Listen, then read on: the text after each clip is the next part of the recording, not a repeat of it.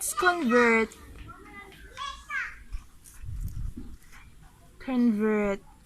28 inches into centimeter.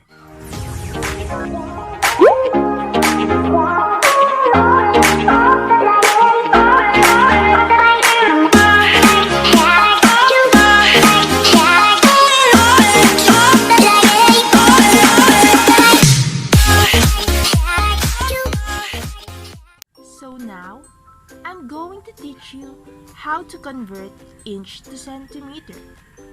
So first, alam nyo ba na ang value ng inch into centimeter ng 1 inch into centimeter ay 2.54? Okay, let's start to convert inches to centimeter.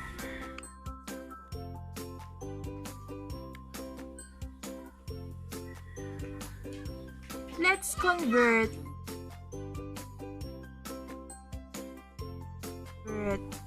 28 inches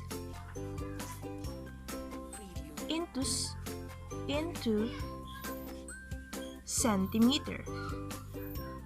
Okay, let's start. So, ang value nga ng 1 inch into centimeter ay 2.54. All we have to do is pag-timesin itong dalawa. Okay? 28 inches times 2.54 is equal to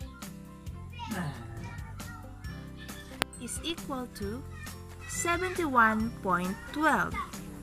So, ang final answer na ay itong 71.12. Siyempre, ilalagay din natin yung unit niya, which is yung cm. Kasi nga, kinonvert na natin yung inches into centimeter. Okay? Another example. Let's convert 238